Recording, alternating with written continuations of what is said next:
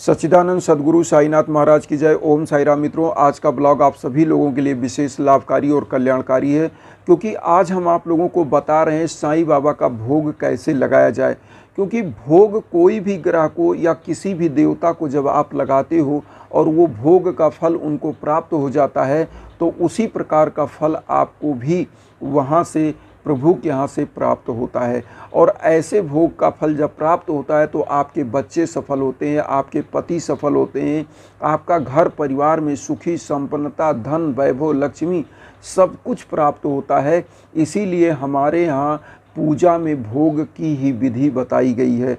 जैसे आप अपने घर में डेली पूजा करते हैं तो भोग किस प्रकार से लगाया जाता है। हर पूजा के बाद आपको कुछ ना कुछ प्रसाद रूप में जो आप बाबा को भोग लगाते हो वही प्रसाद रूप में पूरे घर को वितरित करना चाहिए। कैसे भोग लगाना है हम आपको बता रहे हैं, क्योंकि यहाँ विधि महत्वपूर्ण है।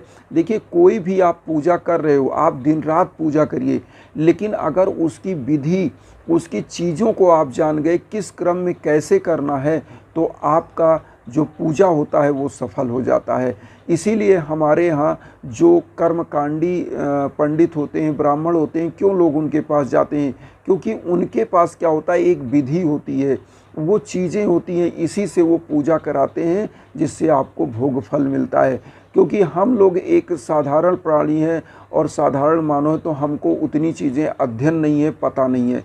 लेकिन मैं आपको इसीलिए इस ब्लॉग में बताना चाहता हूँ कि कैसे आप भोग लगाएं पूजा के बाद, और जिससे आपके घर में सुखी संपन्नता, समृद्धि हमेशा विराजमान रहे, बाबा की कृपा दृष्टि हमेशा आपके परिवार पर बरसे।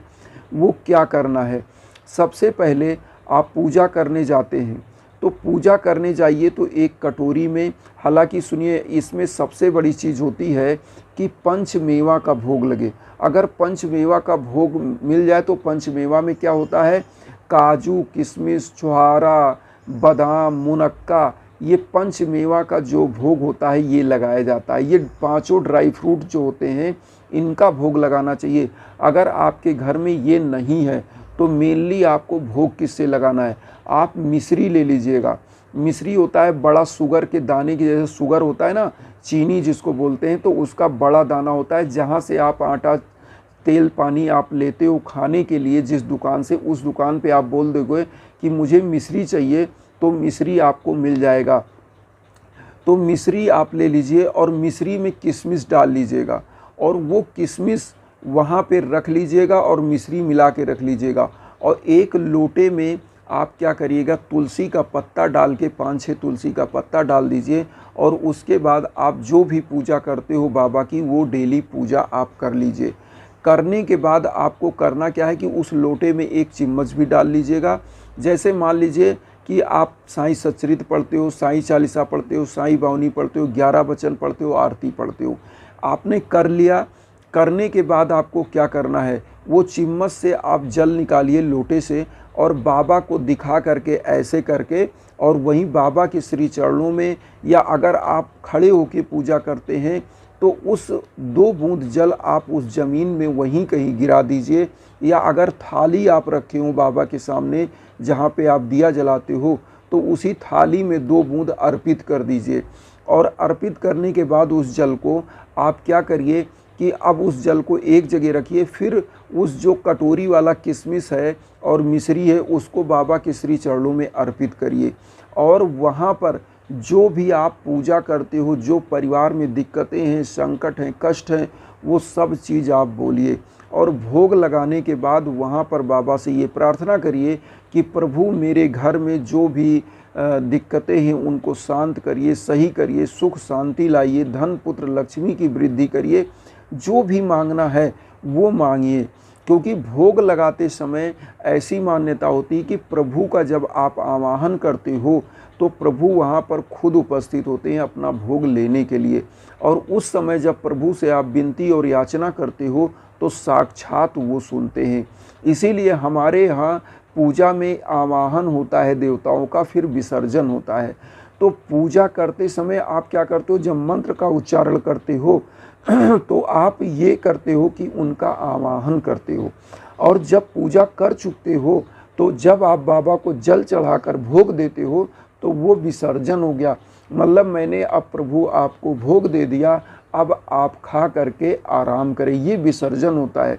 और आवाहन और विसर्जन के बीच में जब आप भोग लगा देते हो तो देवताओं तक वो भोग पहुंच जाता है। और एक चीज़ यहाँ पर सबसे बड़ी चीज़ हम आपको बता दें, भोग लगाने के बाद इस भोग को प्रसाद के रूप में पूरे परिवार में वितरित करना चाहिए। एक एक कण अगर उसमें मिश्री का एक दाना जो है किशमिश का लोगों को दे देंगे, पहला आहार अगर आपके परिवार में यही होगा, तो मैं आपसे बता दूं कि घर में कभी भी रोग, कभी भी किसी प्रकार का दोष, किसी भी प्रकार का टेंशन, किसी भी प्रकार की अशांति कभी नहीं आएगी।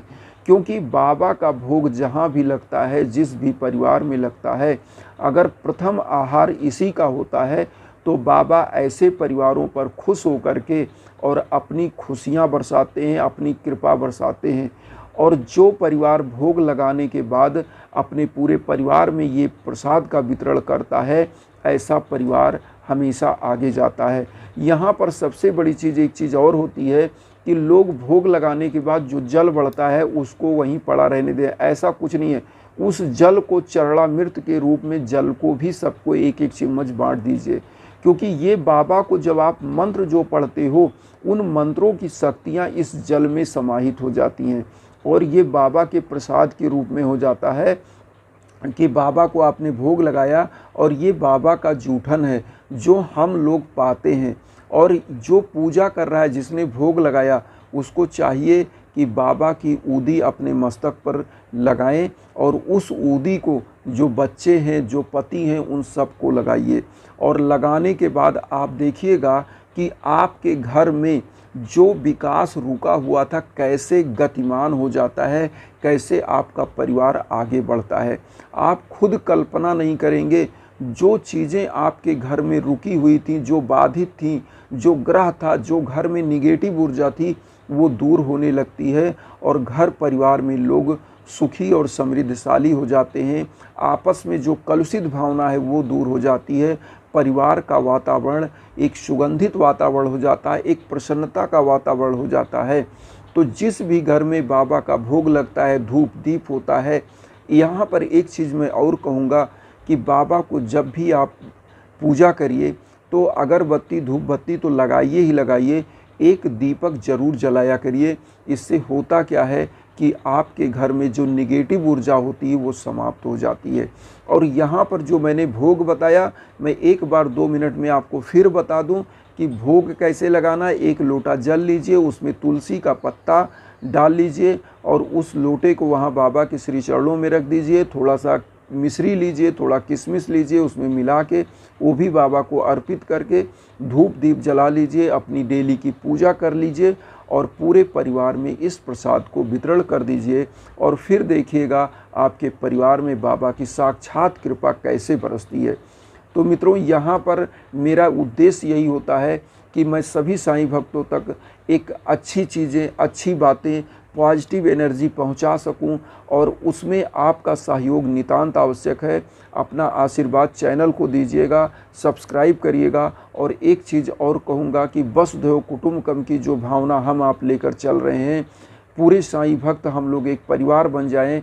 हमारी बात, हमारी साईं की जो ऊर्जा है वो आप तक और जो वंचित हैं किन्हीं कारणों से उन तक पहुँचे। तो इस वीडियो को उन तक शेयर करिएगा और चैनल को सब्सक्राइब करिएगा। इसी के साथ ओम साई राम।